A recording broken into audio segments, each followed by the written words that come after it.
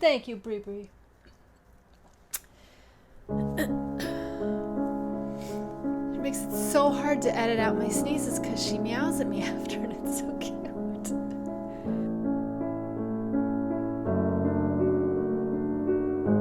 Hi, everybody. Welcome to the show. Today is episode 140, and we're going to talk about something I am an expert in, and that is failure. We're going to talk about failing horribly and what you do about it and what I do about it. What can you do about it? So we're going to talk about that later. Welcome to my knitting channel. There are quite a few more of you. If you're coming back, hello. Thanks for being here. Appreciate you.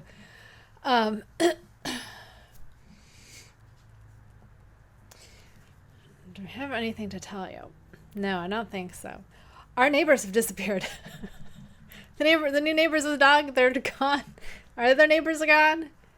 They're just gone. It's so weird. It's so weird. They're just gone. Our other neighbor, there's a dumpster outside the house and it's filled with stuff. Like filled. And I walked by there yesterday on my walk and it smells like sewage. So I think something bad happened in that house and they just left. And these ones, I don't know, they've been gone for like a week or two, and there's been other people at the house in different cars, but it's not them, and we haven't seen the dog since like the day after the tornado. We have not seen the dog, so we don't know what's happening. It's a very unclear time in our household right now. I'm loving that there's no dog over there to bother us, but the damage has already been done because now our dogs bark at literally everything outside now. It's a real problem. Let's start the show. I am wearing the gray version of my original design, Sinead, named for the late Sinead O'Connor.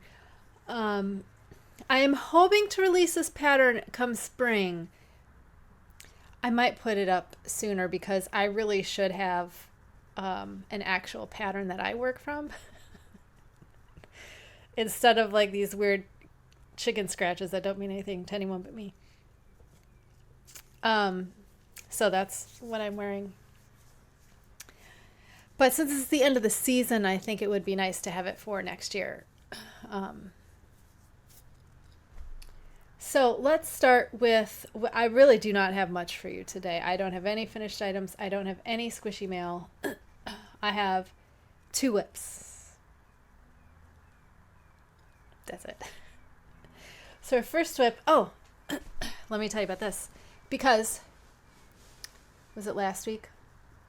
Last Friday, I went on Instagram, which I don't do that much unless I'm posting for my show. And I went on, was I posting for my show at 9 o'clock? I don't remember. But anyway, I was on, what did I just say? Instagram. And I was on the very first, I got on in my feed, and the very first thing I saw was, this is Fat Squirrel Fibers. I saw her little sped up thing of, my Halloween bags are being released at 9 p.m. And I look at the corner of my phone and it said 9:03, and I'm like, oh my God. So I jumped on my laptop because I have there's a squirrel on the roof and they can see it through the sunlight. Yeah, that is a squirrel.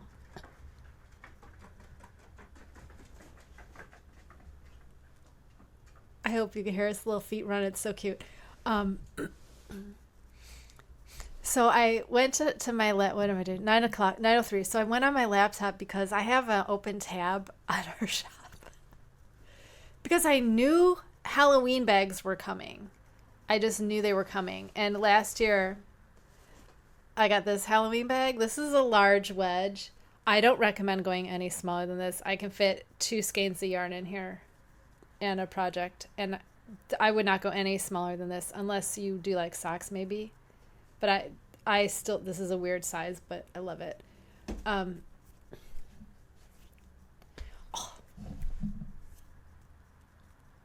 gonna bite me. So I refreshed her shop and I saw this, and I've been wanting a sweater bag. This is a sweater bag. I don't know what he's doing up there, but he's having a good time. This is a sweater bag. And black cats, a black cat witch. And she has a little frog familiar. So cute. And I really do, this color is really pretty. She talked about the color, but it's a green, gray, like weird putty. It's very, very, it's not like a flat color. There's so many other like changes to the shade, and like there's some tan in it just running through. It's really, really pretty. I don't know why I have a thing for black cats. This was unknown to me.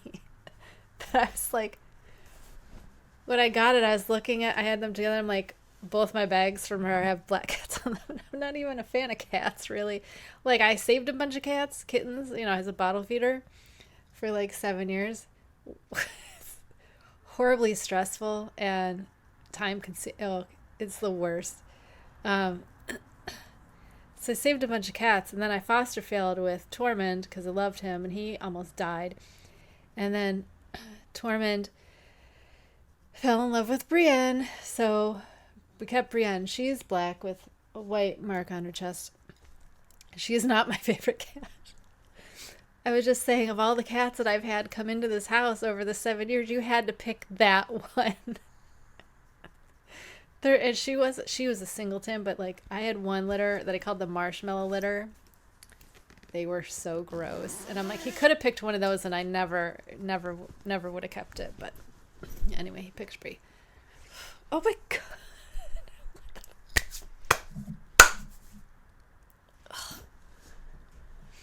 I don't know if you are aware, but did you know malaria has come to the U.S.? It's like in Florida and some other states, and I'm like convinced it's going to work its way here.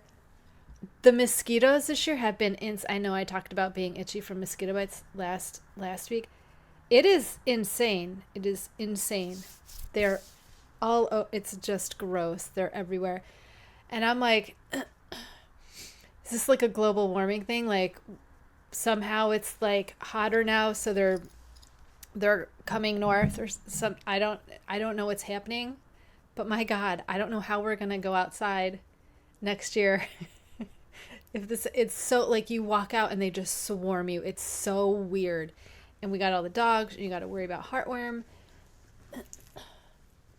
Oh, Tormund is tracking the squirrel. So anyway, I know there are countries that deal with malaria, and I'm just wondering, how do you, like, it's usually here, you go outside. Like when the sun starts to go down, that's when they come out. They're out the whole day. Like the sun, I could go out right now. You go out and they're out there just biting you. They swarm your face. It's so scary. So I'm like, how do people where malaria is a problem? I know they have like mosquito nets for sleeping, but what do you do the rest of the time? You walk around in like beekeeper outfits? Like, what do you do to they just bite you. That's all they do. They just bite you. I don't get it. I don't know what's going to happen. Anyway, this is my harvest. And I made a mistake. I made a mistake in the very first strip that you make the strip. I made a mistake. And I did 57 repeats instead of 59 because I read the wrong thing, because I was going on Knit Companion and I don't have the paid version because I don't want the giant paid version. I don't want the one that like charts and helps you design. I don't want that. I just want the one that has extra highlighters and stuff. But I can't figure out how to just buy, because it used to be tiered. You could have the free or the the like extra version, and then like the professional version. I don't need all that crap. I'm never going to use all that crap. But I want like the step up, the one step up. But you can't now. It's just you get everything. And I'm like, I don't want everything. I don't want the whole thing. It's just going to confuse me. I'm never going to use it, and I don't know how to use it. But anyway. because it's size inclusive, and that means everyone, like baby to grown adult man. So there's like, I don't know, 20 sizes, probably more. So it's really hard to tell without having a way to go through and mark. It's really hard to tell where you are in Knit Companion. So I accidentally read for the next size up, which is less rows, 57 rows instead of 59. 59 was for my size. So I'm 2 wrong, which means I'm 2 ridges wrong on both both sides. Because I should be ready to split for sleeves, and why are these never fit me? I don't understand why. They're never there. So I added 4 extra rounds of nothing, and I still don't think it's enough. So like if I'm going to add this is never going to be enough. I tried it on. Before I added 4 more. Like I had like 2 inches done in the body. I separated for sleeves, had 2 inches done in the body. And it was coming up here. And I was like, well, that's impossible. So I'm thinking of, see, it looks like it might be okay in the front. I mean, not really. But the back is not even close to where my arm is. Where my arm, you got all this, what? So I think the actual stitches are fine. The fit is fine otherwise. I don't know if I should go up a size or not. Either way, I have to pull back to where you picked up the stitches, which is where I was last week. So I'm going to lose a week's worth of work.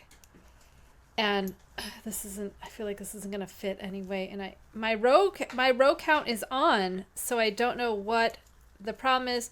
The armhole depth is supposed to be 7 inches according to the schematic. But it isn't.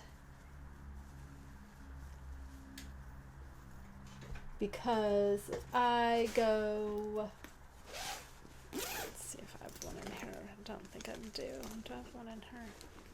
Do.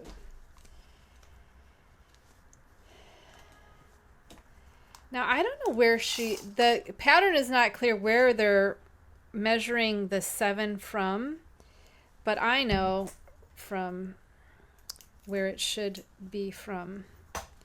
So it should be from the top of the collar down the front, should be what they're talking about, but I don't think it is. But we'll see if I get 7 inch. I'm sorry, it's very hard to do on this because I gotta like pinch the raglans together so I can get the front and back where they should be. I hate to do things off camera in front of you, but there's no other way. Okay, so if I go right up here, yeah, we're just shy of 7. We're about 6, not even 3/4. So I'm still short of the 7, which does not make any sense why I'm short. I mean, I don't think blocking is going to give me 3/4 of an inch lengthwise. Even if that's going to be enough with how short the back is. You know what I think I'm going to do? I think I'm going to rip back. Do those 2 extra, it's 2 extra right here on one of these ends.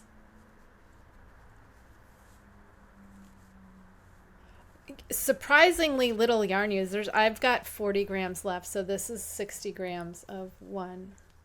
I don't know why I thought I would run out before joining or splitting for sleeves. So anyway, I'm stuck with this right now because if I separate for sleeves, I don't have anything to put the sleeves on because my cord keeper thing is empty, which means I've got 2 other sweaters that are in progress. So I ordered a third set and I'm waiting for it to get here. So I wouldn't be working on this anyway. And I'm thinking of if there's a better, like, I don't need to do more increases. I just need more rows. So I'm trying to figure out how to do that. Maybe I'll do some, but see, with my last sweater, I learned that you can't just make it longer. You can't just slow the way the increases go because my body's not shaped that way. So, but you really can't just increase and then work straight for, it makes the arms weird. So I don't know what to do. And I don't understand why every time I do this, the pattern never works out. And this pattern is supposed to be for beginners. And I think it's horrible for beginners because it doesn't. I had two big problems with this, besides obviously not working out to size when I've met gauge. But they have you do this ridge around here, around when you're doing the first band. They have you do, and there are two supposed tutorials on YouTube, which I found severely lacking in help for the problems I was having. The first problem I had was this, they make this ridge on purpose. You can't see, but there's a ridge of knit stitches. And I think that's to keep the continuity of when you switch here, you have like, you go from the garter to stockinette. So you have that first stockinette stitch. It's noticeable. So I think they kept the ridge going around where you pick up the stitches. So just for continuity.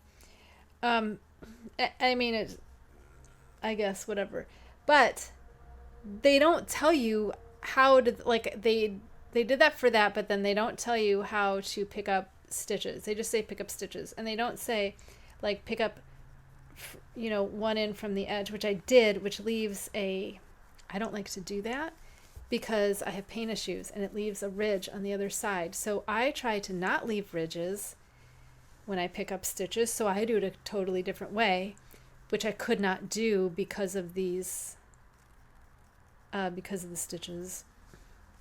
So I could not do my regular way of picking up from garter, from the edge. So there is a ridge, and I've been worried that I will feel it, but I'm like, it's the back of my neck. Am I going to feel it on the back of my neck? I'm probably going to might be wearing something there, so you might not even, but see, I feel it immediately. So I'm not 100%. I mean, I feel it if I press on it, so maybe if I don't press on it, I won't feel it, but I feel like I feel it. So what was I saying? Oh, my other problem is for the increases, for the raglan increases and the front increases, they just say make one, and then when you go to the stitch definition thing, it says increase of your choice. And I'm like, how is that beginner friendly? You should be telling me what increase to use, because I'm like, what if I want to do make one rights and lefts? So I had to look up how to do that, which way they went, which way to do make one rights and left for a cardigan. There's a million different ways to increase, and I want to make what you made. You should tell me what you did. That's what you tell a beginner. You don't leave stuff up to a beginner because they don't know. I'm lucky that I know there's a million different ways, and I knew that I wanted to make one lefts and rights. But if I was a beginner, I wouldn't know that. Plus, what if you got something to teach me? What if I like the way you did it and I want to do it exactly like you did it, but now you're not telling me how you did it? And that is not the way to have a beginner pattern, in my opinion. You don't leave stuff up to them because they don't know anything. I hate when people don't tell you how to do what they did, because you're selling me by what you did. And then you're like, oh, but I'm not going to tell you. I hate that so much. I hate when information is gate kept for whatever reason. I don't care what the reason is. Don't do it. So anyway, I don't know if I want to finish this now, and I'm thinking there was another pattern that I already bought called the Zephyr, which is similar, but it has a weird design on the front, and I don't actually want that design, so I could, but that doesn't have raglan sleeves. I believe that has the contiguous sleeves, which I don't understand. I wanted to do raglan because I understand them, but there are two patterns I have made. I have made one pattern that did fit me, and that was on the beach. Isabella somebody. Anyway, I'll link it below. It doesn't matter. I made a sweater with the on the beach, and that actually fit me. It actually fit me. And I've been thinking of making it again because I took it apart because I made it it was too small for me, but it fit my body. It just, I didn't put enough ease in it. So I was thinking of making it again in the next size up because I made the smallest size. And I was thinking of making it in the next size up. It's just a V-neck. There's nothing special about it. But then I saw this Russian pattern. And I'm like, no, guys, I want to make a cardigan. That was the whole point, was make a cardigan. So I got the Zephyr. Maybe I'll look the Zephyr over and do but see, I don't understand the contiguous sleeve. Do you understand contiguous sleeves? Are they easy to understand? Because I feel like raglan is pretty easy to understand. Do I have enough room in my brain to learn the contiguous sleeves? Because my whole point of learning to make a sweater was so I could then make it in any gauge I want. I can make it in any weight I want with any needles I want. Like, that was the whole point, was to find a V-neck or a cardigan. It can be either way because I can turn a V-neck into a cardigan. It's not hard. Or vice versa. It's the same thing. So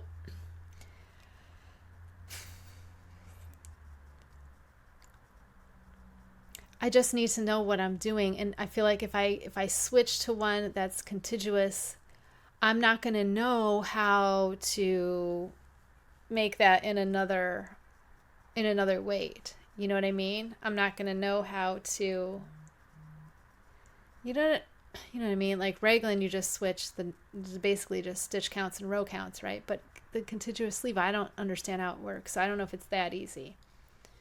So I'm not sure I want to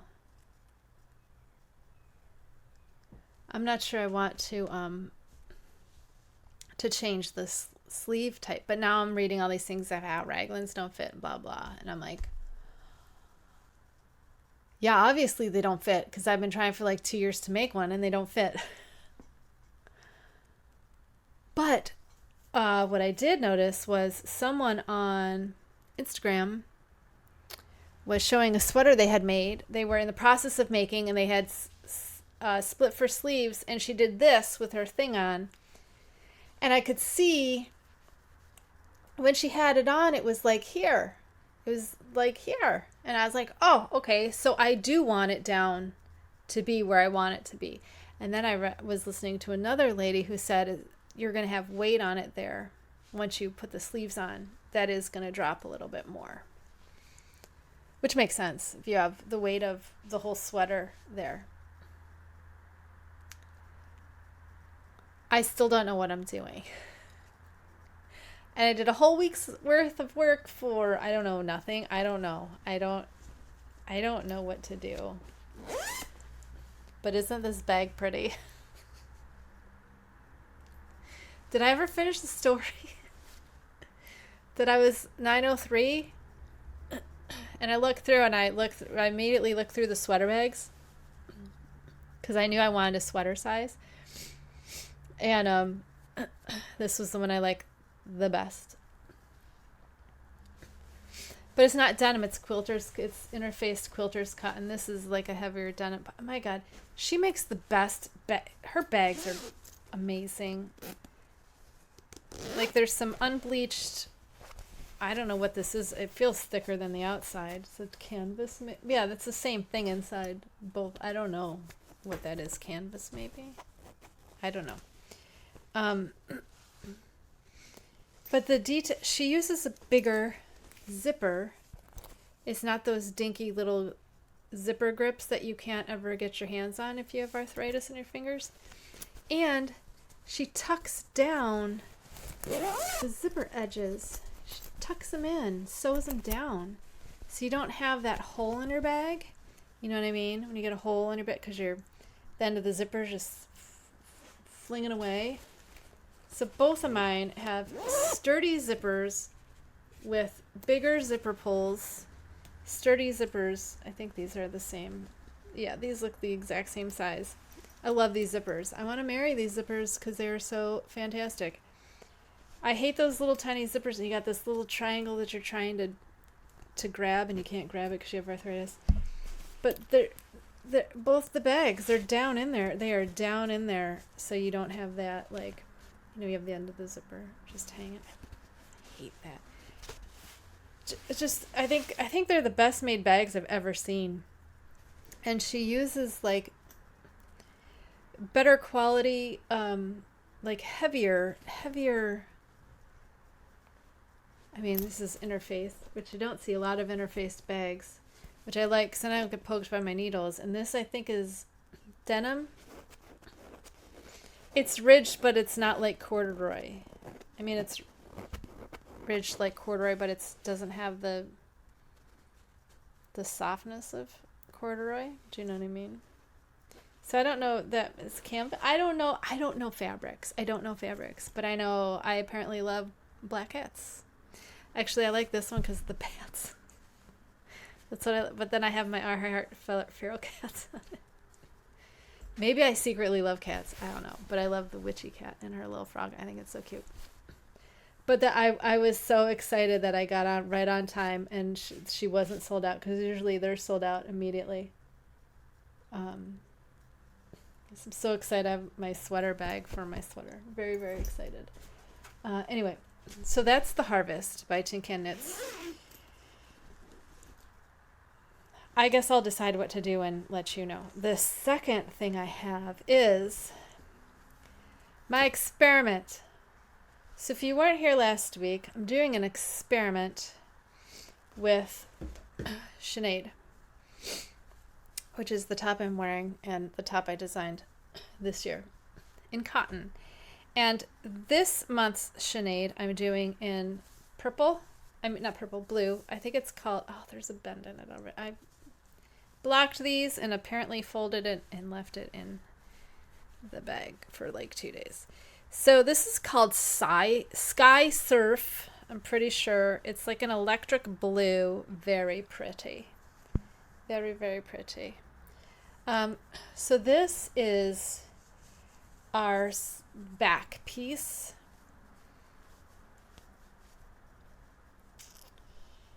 So this is where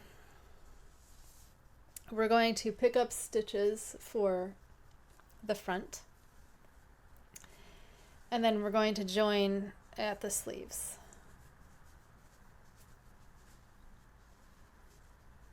And when we join, I might not join at the sleeves, but join under the arm, we add two stitches under here to join. And that's all we do. 2 purls.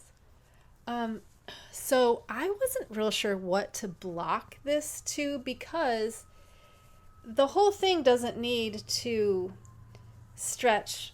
It just needs to stretch the top and the back. I mean, the top and the bottom need to connect. And this is really not stretchy because, like I said, of what I do around, I do a slip stitch to keep this hole looking nice, like a finishing technique that I don't actually have to do anything to. So that's all worked into here. So you can't really block this much more. This stretches.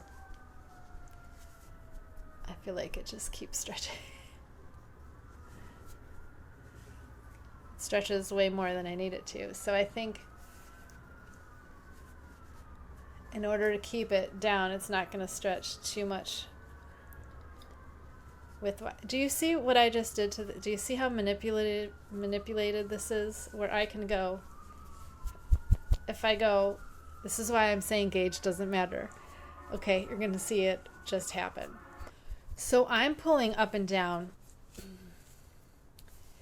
and that'll give us, I'm actually going to measure it. and you'll see why I say gauge doesn't matter.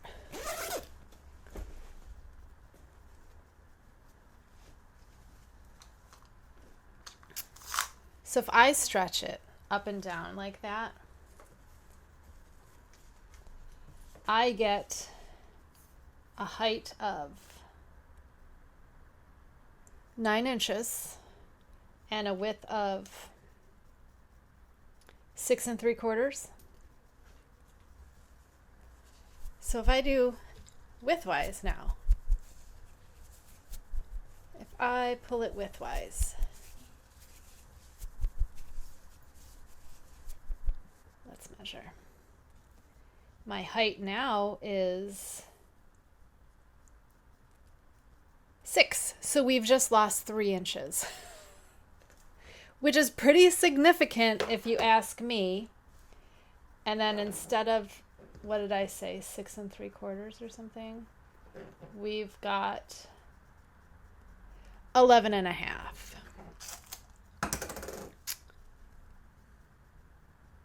This is why gauge is so confusing. So, as I was saying, I didn't know what to block these two because I don't know. So, I measured this, but even this isn't stretched out. So I probably should have measured it on my body, but I didn't have anyone to help me because it was at night. So I just blocked them to like a 10-inch squares because that's what I could get. And still, this is, I think that's what I measured this at, was 10 inches. Up at the top, 10 inches, pretty sure. Yeah. So,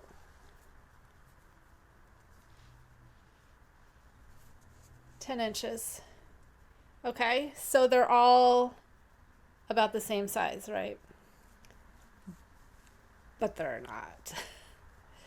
Because I'm not sure this can... Oh, maybe we'll stretch. Okay. Again, should we see how much we can stretch this? This is the non-superwash wool, so I'm going to stretch it all up and down. So long ways. Now, keep in mind this is not wet, so I'm not sure what we're gonna see. So, what did I say? Lengthwise, 8 1/2, and widthwise 7. So let's now go. Oh yeah.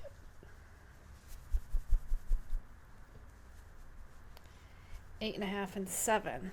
So now we have 8 1/2 to 7 and 7 to 10.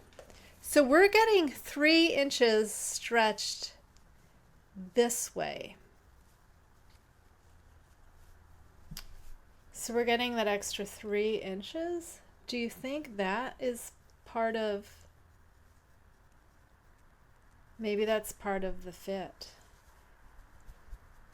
But I don't think we're getting the same up and down, which I think is going to prove to be our problem. You know what I mean? So, okay, that's pretty interesting.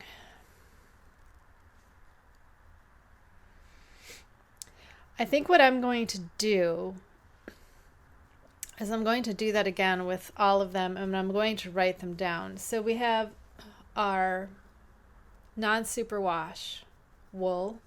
This is Peruvian Highland wool. We have drops cotton merino, which is 50-50 cotton and merino. And then this is my Malabrigo. This is Anniversario, the colorway Anniversario. One of my favorites, just so colorful. This is superwash merino. So I told you I wanted to get a superwash merino in. So I'm going to do this experiment, and I'm going to write down the different stretches we get, and then I'm going to figure out what the next step is. Because I'm of two minds. The first thing is I kind of want to just make them according to pattern and see what happens. Just make it according to pattern, all of them. Make them all the same. See what happens. See if, where the bust ends up hitting. See, if it's the same size in the waist. See if we get that slim fit versus relaxed fit, because I want the relaxed fit. So my only hesitation with that is cutting. I have to cut the yarns to move on to different. There's 2 cuts. So the first cut is the back piece, and the second cut is the front right piece. And the left the left continues on to do the whole thing. And then when that skein ends, then you add the second skein. So my other option is to somehow extrapolate the data that I get from stretching them all around and seeing the changes in gauge, and try to compensate for, like I said, I think it's going to be rows. I think we're going to be fine with stitch counts. I think the problem is going to be rows. And try to rewrite those parts, account for those differences with the pattern itself. I'm not sure which to do. I have no idea which one to do.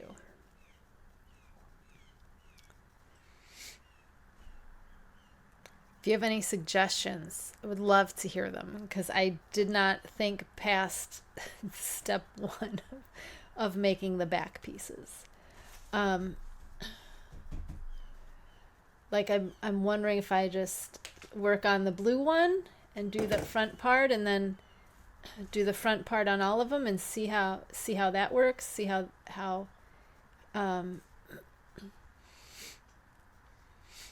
like I don't have a dress form. I could pin them on to see if we're getting the same. I guess I'll start the right side, at least on the blue, because I got nothing else to do right now. I got to figure out what I'm going to do with the harvest. I guess I'm going to do a deep dive on contiguous sleeves. But anyway, that's pretty interesting that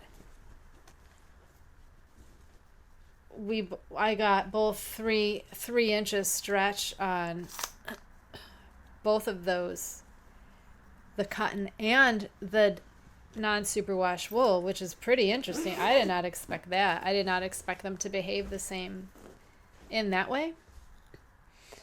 So I'm going to really play around with those and see how extreme I can get them. And I guess if they're similar, if they're similar, then we can assume that they will fit the same. If I can get them both to stretch to the same numbers, then they should fit the same, right? Like if I can get them both to stretch, what was that, 10 inches or whatever, it was an extra 3. If I can get them to stretch this, but that cotton really stretched a lot. So do you think that's what I'm looking for, is to stretch it to that?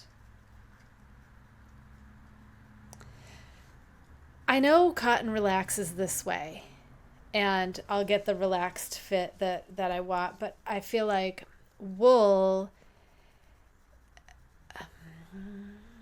isn't just going to do that when I wet it. I'm going to have to stretch it. And I'm trying to figure out, there's a squirrel on that tree right there. I'm trying to figure out, I lost my train of thought. I don't know what I'm trying to figure out. The squirrel's just sitting there. Anyway, I don't know. Not sure what the next step. Probably should have thought out the experiment a little bit more, but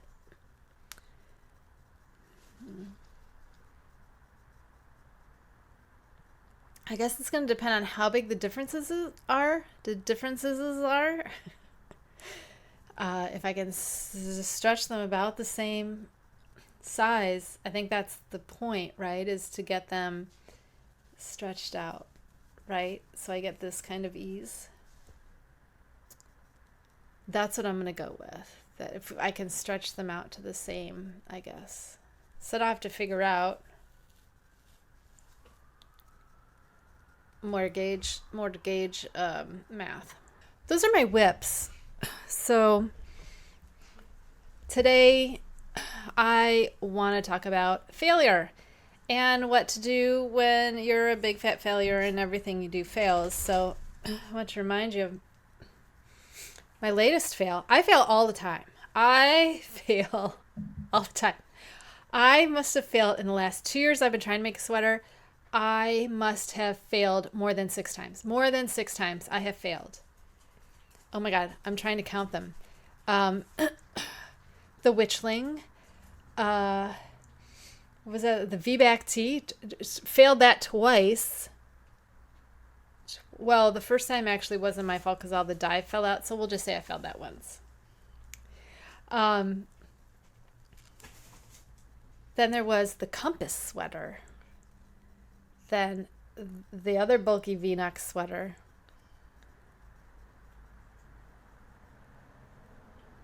And I know I've had the Harvest, the Zephyr that I tried. So there's 6 right there. And I know there's been more. And this, 7. So this is what led to the experiment. So I guess there's your silver lining of failure can lead you to... My thing with failure is I am a perfectionist and I'm an overachiever because my parents didn't love me. That's like the easiest explanation. My parents didn't love me, so I tried to be the best at everything to win their love, and it never worked because they didn't value education or grades or anything like that.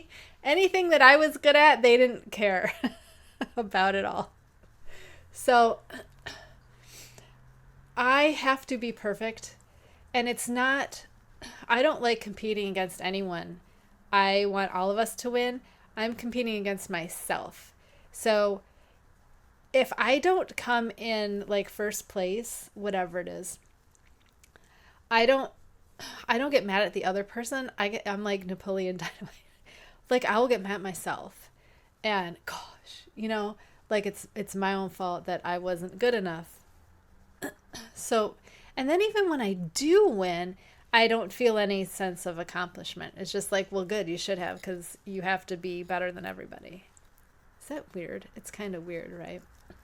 Because I really am not competitive at all. I don't care. Like, that doesn't make me work harder or anything. It's solely to be the best I can be, not what anyone else can be. You know what I mean? I don't know. I feel like when I fail, I dissect it. Maybe that's why it doesn't bother me. It gives me something to focus on. I will dissect it and go, why did you fail? What went wrong? Can you fix it? Like my Harvest, what went wrong? Well, it's not long enough. Can you fix it? I don't know. I don't know if I can, because that's a ratio of, I don't know if I can fix that. Because when I've tried to fix it in other sweaters, it did not work. Because it just came out like this, like a triangle instead of body. Because I'm not shaped like a triangle. I'm not like a triangle, right? I've got shoulders. So, I see him getting off track. Because now I'm like, how do you... Anyway, it doesn't matter.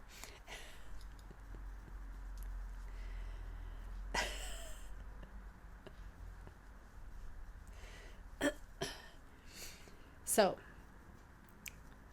I don't know what to do if you beat yourself up about it. If you beat yourself up, I guess I would look at Thomas Edison, who said, I haven't failed. I've just found 1,000 ways it won't work. Paraphrasing, so I'm not sure if that's exact the word that is attributed to him. I'm not sure if he actually said that. I've seen it attributed to him. But I kind of feel like that. Like, I guess the difference is if you give up or not. But there's nothing wrong with giving up. If you're like, well, I don't need a cardigan, then good, then forget about it and move on to something else.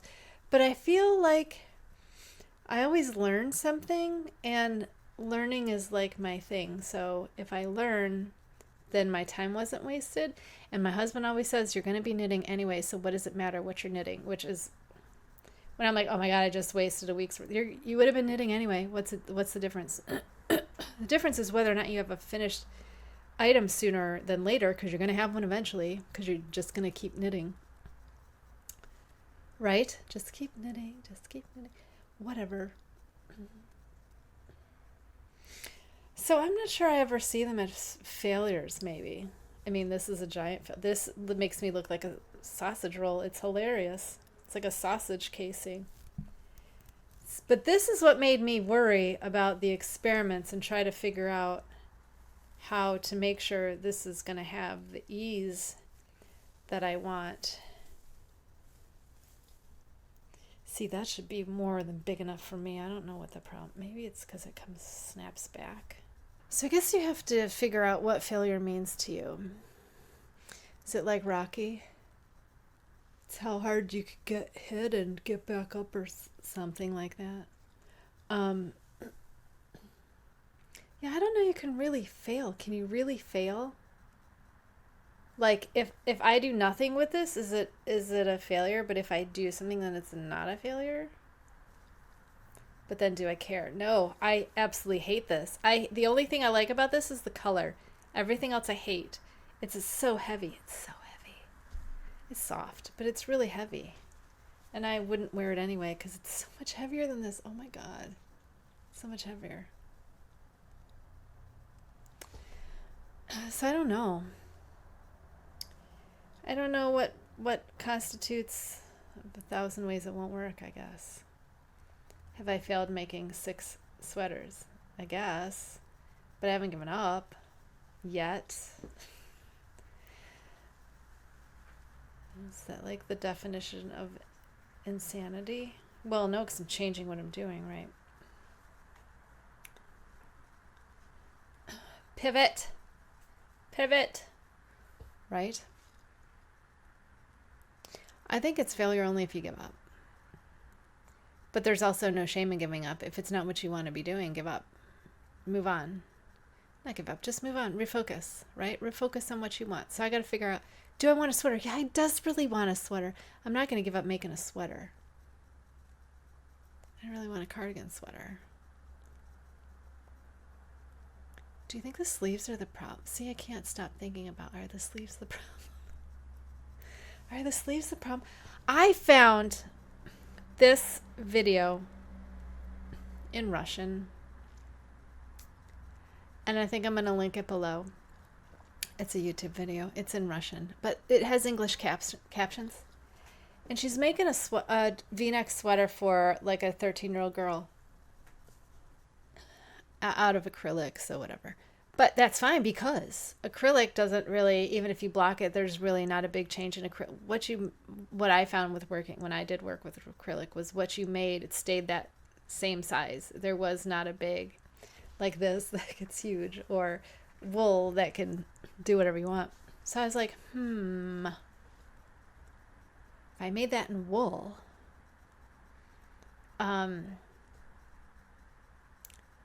because she uses smaller needles, and she uses like a sport weight yarn on smaller needles, like a 375, I think. So I'm like, if I made my worsted weight on a 5 and did the same thing, would it then be my size maybe? I mean, I'd have to account for the rows, right? I don't know, because it's also Russian, and I don't know how well because it does have subtitles in English, but I'm not sure how well, sometimes that the English word and the non-English word for like knitting terms are not the same. Like I've done that Google Translate to patterns before, and it doesn't make any sense because it's not using knitting terminology. It's not translating for knitting terminology. It's probably just translating general usage. So it's not going to be like knit or purl. Like that's the stuff that's like missing from those is that the program probably doesn't recognize that it's a pattern. So I'm wondering if that's going to happen because I didn't watch the whole thing, but it's very interesting because she starts with the ribbing and it's a V-neck. She starts with the ribbing, and you know me, I hate picking up stitches afterwards, so I don't want to do it. But then she did short rows to work the back and to work the V-neck. Yeah. So you have the ribbing, it starts with the ribbing, almost like the Witchling, but that did not work out very well for me. And I still have that in my other thing.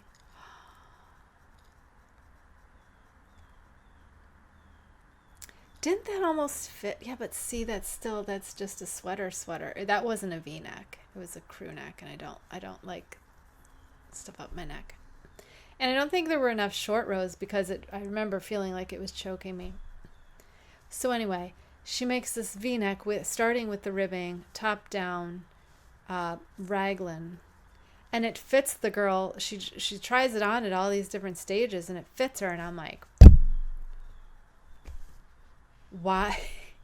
And I've never seen a pattern like that in English. If you have, will you tell me about it? I've never seen one that has the ribbing and short rows to make a V-neck, so you don't have to pick up stitches afterwards. Because now, like, I want to figure, here's the thing, if it was crochet, I could watch that video and pick it up without the subtitles, I bet you. But I don't understand knitting the way I understand crochet. Like crochet, I see it as a three-dimensional image inside my brain. Like I can see what I'm doing and how that's going to work out. But knitting, I see flat in a two-dimension, X and Y. 2 dimensions. I don't see it as like crochet will become 3D and I can spin it around like this in my head and see things. I'm also thinking of the harvest. I might switch plans, and instead of doing the non-superwash smaller one, I might do the bigger medium-sized one to wear over things, even though I don't have any sweaters to wear over it yet. That might be better at giving me an idea of size and row counts and stuff to get a more personalized fit. That's probably my best idea. Next week, be planning October already, and then September finished. We finished objects in 2 weeks. I got nothing. Oh wait, yeah, I did the turquoise one, right? Anyway, I hope you don't think of yourself as a failure. I certainly, I don't think you can fail in art. I really don't think you can. Because I think art is also never finished. Is your art ever I feel like mine's never finished. I feel like it's never like, I guess until I cut once I cut my ends off, then it's finished, right? I'm not sure, because even this has 10 extra rows. I still haven't taken out the 10 extras. I don't think I'm going to, because that just seems like a lot of work for something that's too long, but like big deal. It's not like pants and I'm tripping over it and they need hemmed. So I think this is going to stay the way it is. So yeah, failure. Good. Maybe you learn something, and maybe you don't take yourself too seriously, and maybe you don't have to be that perfectionist, because no matter what you do, your parents are never going to love you, and they're not going to want to talk to you. But then you make your own family where you're the mom and you love everybody and everybody loves you. So who's the failure? I don't think it's me. Anyway, yeah, it's art. I don't think you can fail at art. I think the only failure is if we give up and stop making art.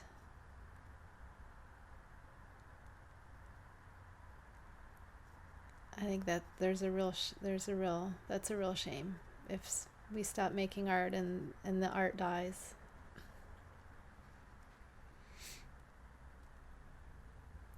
What else are we supposed to do? Make art. Do crime. Make art. Right? Is that the saying? I don't remember.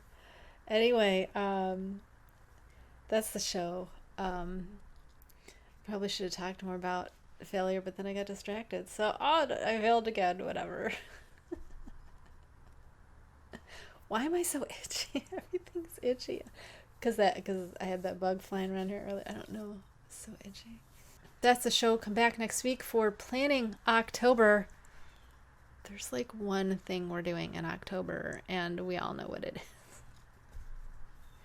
That show is going to be 20 minutes long. No, it won't, because I'm going to have some experiments and some update on whatever cardigan I'm making. Anyway, let me know what your thoughts are. Take care of yourselves. I'll see you next week. Goodbye.